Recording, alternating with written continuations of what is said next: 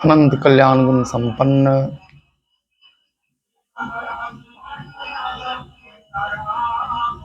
अखिल गुणगण निलय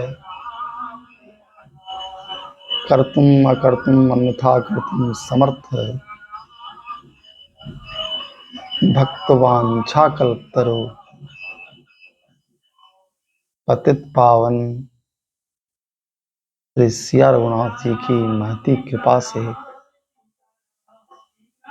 आज के इस प्रेरक पुष्प कार्यक्रम में आप सभी श्रोताओं का हार्दिक स्वागत है।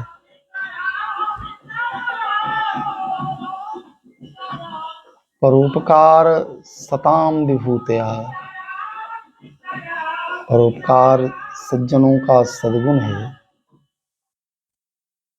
और यह सद्गुण यदि सज्जन में नहीं है तो फिर ये सज्जनता सुशोभित नहीं होती। सज्जनता को सुशोभित करने वाला जो गुण है वह परोपकार है।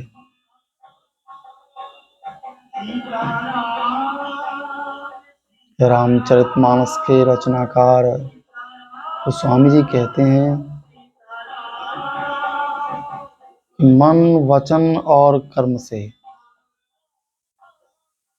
जो परोपकार में लगा है वही सज्जन है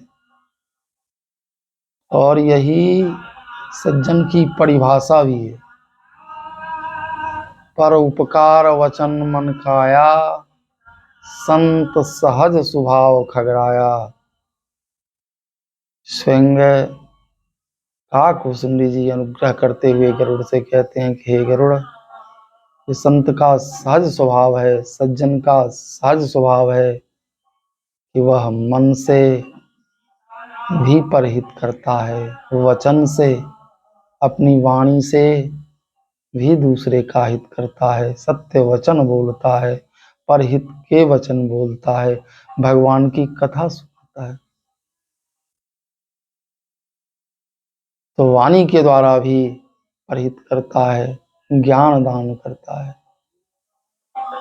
जो कथा के दानी हैं उनको श्रीमद् भागवत में भूरिदा जना कहा गया, ये सबसे बड़े दानी हैं। तो वाणी से भी परहित करता है और कर्म से भी परहित करता है, व्यवहार में भी परोपकार उसका विशिष्ट गुण होता है। अन्यथा अगर कोई व्यक्ति बड़ा हो गया तो उसकी बड़प्पन की पहचान क्या होगी? खजूर का पेड़ भी बड़ा हो जाता है लेकिन उसमें बड़प्पन कहाँ है? उसके बड़प्पन की पहचान कोई पंछी उसकी छाया में टिक नहीं सकता। जेठ की दोपहरिया में उसकी छाया पक्षी का आश्रय स्थल नहीं मिल सकता। पक्षी को भटकना पड़ता है, किसी आम्र वृक्ष के नीचे जाकर वह शांति का एहसास करता है।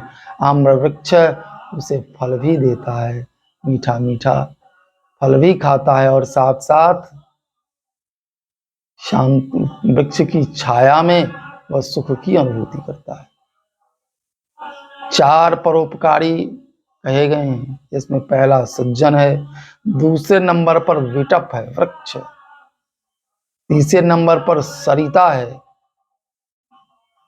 चौथे नंबर पर पर्वत है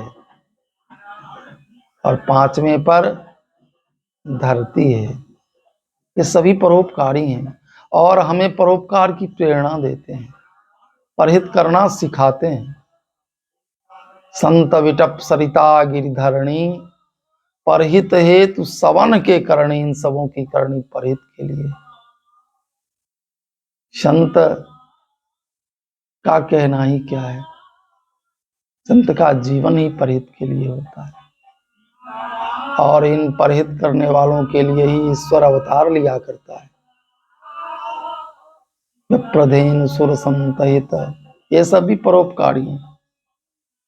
विप्र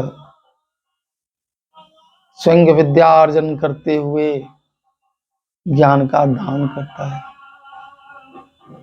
धेनु स्वयं घास खाती है और हमको दूध देती है, दूध पिलाती है, हमें पुष्ट करती है, हमारी आयु बढ़ाती है। धेनु सुर देवता वर्षा करके हमें तृप्त करते हैं। यज्ञात भवति पर्जन्य, जब हम यज्ञ करते हैं तो यज्ञ से प्रसन्न देवता वर्षा करते हैं। तो वर्षा के द्वारा हम सबों को जीवन प्रदान करते हैं। सृष्टि चक्र को बनाए रखने में इनकी अहम भूमिका होती है,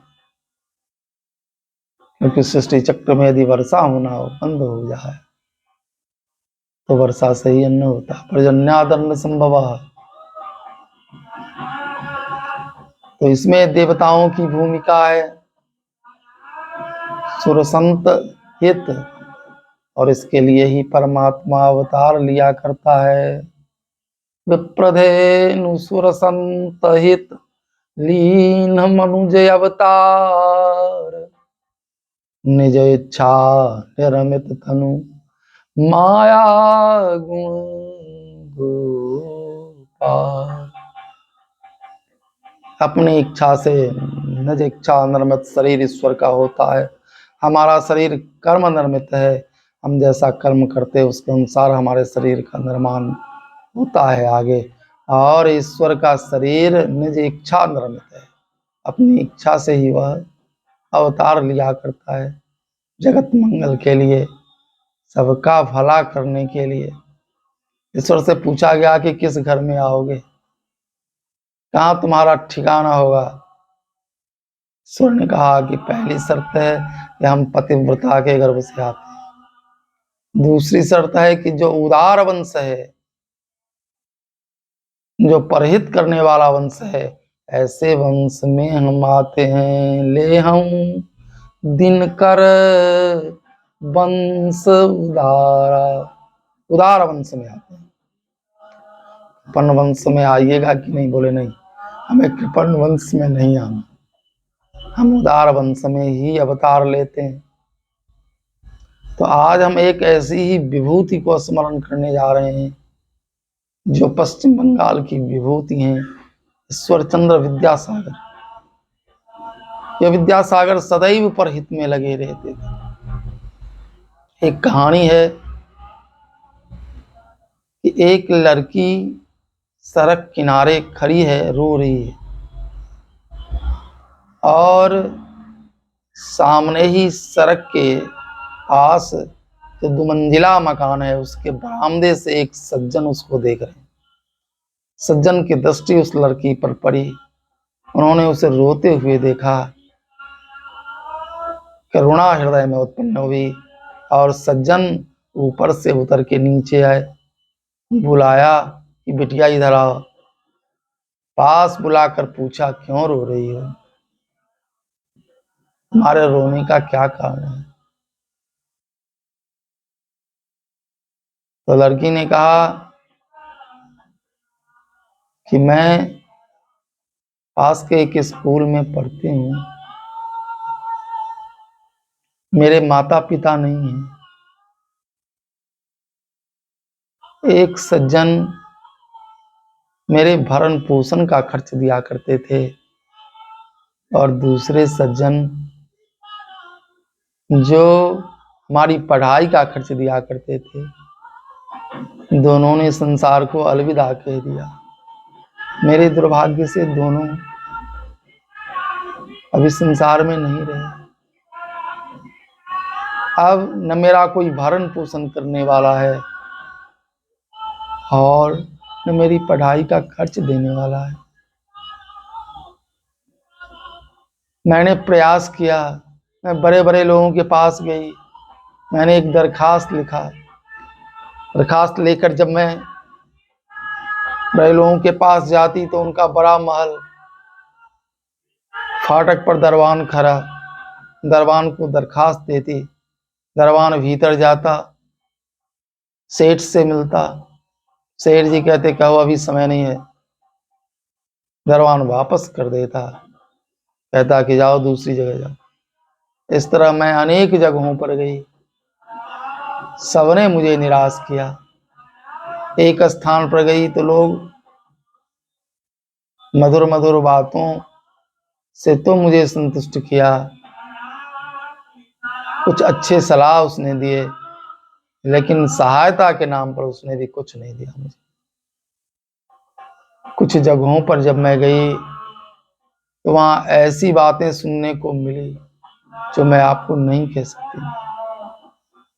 इस तरह मैं बहुत दुखी हो गई हूँ, अब रोने के सिवा कोई चारा नहीं है।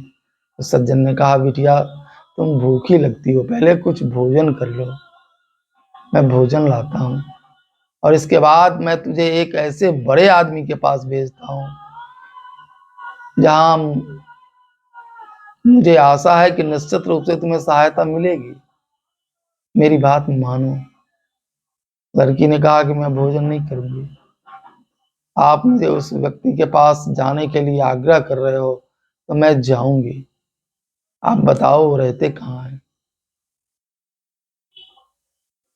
उन्होंने कहा कि वृंदावन लेन कोई यहाँ है, इस लेन में जाना तो वहां ईश्वर चंद्र विद्यासागर जी के भवन के बारे में पूछ लेना, वो भी बड़े लोग हैं। लड़की चल पड़ी वहां से और विद्यासागर जी के भवन के पास पहुंची। दरबान को दरखास्त दिया, दरबान से कहा कि आप मेरी विनती विद्यासागर जी से सुनाइए। तो गया विद्वान, दरबान गया और विद्यासागर जी को दरखास्त दिया। विद्यासागर जी ने दरखास्त पढ़ा तो लड़की को भीतर बुलाया, भीतर बुलाकर सारी बातें ध्यान से सुनी। करुणा विगलित हृदय, नेत्र में अश्रु, विद्यासागर भाव विभोर हो गए। विद्यासागर ने कहा, बिटिया तुम भूखी हो, पहले भोजन को, जबरदस्ती उसको भोजन कराया और भोजन करने के उपरांत कहा कि मैं तुम्हारा खर्च वहन करूंगा, तुम आज से मेरी माँ हो। जिस तरह बेटा माँ का खर्च वहन करता है, ईश्वर चंद्र विद्यासागर तुम्हारा पुत्र है, वह तुम्हारा खर्च वहन करेगा। आज से तुम्हारे पढ़ाई का खर्च, तुम्हारे भरण पोषण का खर्च विद्यासागर करेंगे। और सुनो, तुम कहाँ रहती हो? उसने बताया कि मैं इस गली में रहती हूँ, तुम वहां जाओ, जिस परिवार में रहती हो मैं वहां भी उनकी सहायता करता रहूंगा। तो लड़की उस लड़की को एक गाड़ी में बिठाकर बहुत सा सामान देकर उसको उसके घर भेजा। लड़की आज यथार्थ में बड़े आदमी को पाकर फूली नहीं समा रही थी। ईश्वर चंद्र विद्यासागर एक ऐसी विभूति थे जो परहित की बात सब कहते नहीं थे, उसको उन्होंने अपने जीवन में उतारा था और परहित में सदैव लगे रहते थे। उनके जीवन में व्यास जी के वचन उतर गए थे कि अष्टादश पुराणेषु व्यासस्य वचनोदयम् परोपकार पुण्याय पापाय परपीडनम्।